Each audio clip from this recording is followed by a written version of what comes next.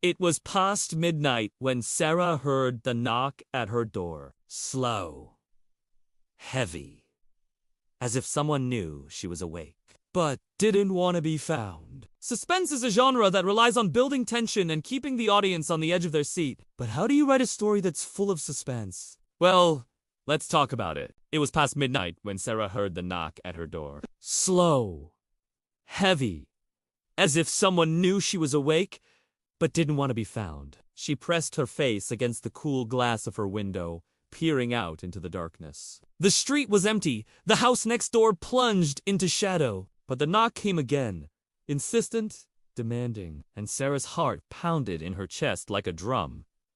Who was out there? What did they want? In today's video, we will look at how this story uses elements of suspense to keep you hooked. Let's get started. Start every story with a strong, suspenseful hook. Every great story starts with a great hook. This is the opening line or lines of your story where you introduce the main conflict and set the tone for what is to come. In this story, the hook sets the scene at midnight, which immediately creates a sense of danger and intrigue. The slow, heavy knocking creates suspense and makes the reader wonder who is at the door and what they want. By starting the story with this knock, the author grabs our attention and makes us curious to know more. It's like a mystery that we are dying to solve. And this is exactly how a suspense story should begin, with a question that keeps us guessing. Use relatable characters with real emotions. To make a suspense story truly gripping, it is important to have relatable characters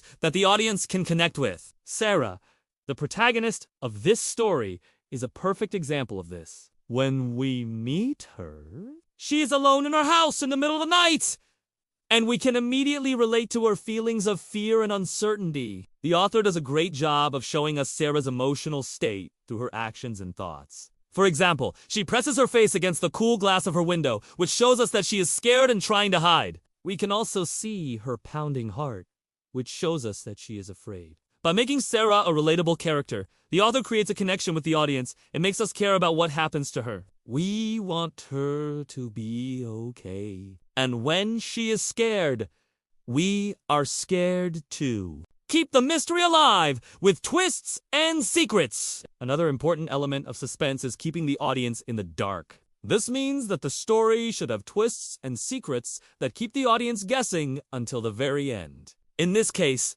we don't know who is knocking on the door or why. This creates a sense of mystery that keeps us engaged and wanting more. Throughout the story, the author does a great job of dropping hints and clues that make us think we know what is going on, but then surprising us with something else entirely. For example, we might assume that the person at the door is a friend or a neighbor, but then we learn that they are a stranger or an enemy. By keeping us guessing, the author keeps us on the edge of our seats and makes us feel like we are in the story. It's like being on a roller coaster ride where you never know what is going to happen next. And that is exactly how a suspense story should make us feel. Add emotional depth to connect with the audience. To really connect with an audience, it is important to add emotional depth to a story. This means that the story should not only be full of action and suspense, but also have moments of quiet reflection where the audience can connect with the characters on a deeper level. In this story, the author does a great job of showing us Sarah's emotional state.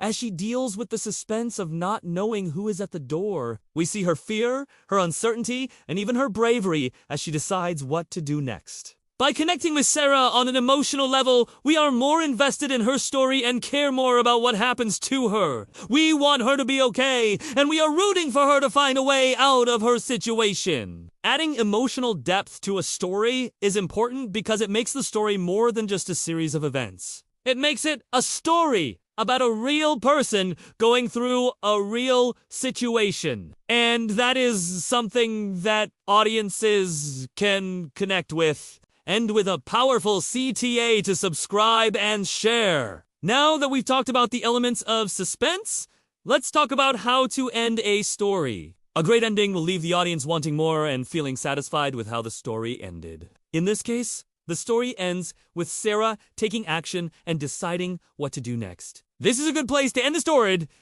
because it leaves us with a sense of hope and possibility. We don't know what is going to happen next, but we are excited to see how Sarah handles the situation. If you enjoyed this story, be sure to subscribe to our channel for more. You can also share this story with your friends and family if you think they will enjoy it too. We would love to have you back for more stories in the future. Now let's take a look at another example. The old house creaked and groaned under the weight of the storm, each gust of wind shaking the windows like the tremors of an earthquake. Rain lashed against the glass, blurring the lights of the city into a hazy, distant glow. Inside, Eleanor sat huddled by the fireplace, a book in her lap, but her eyes were not on the page.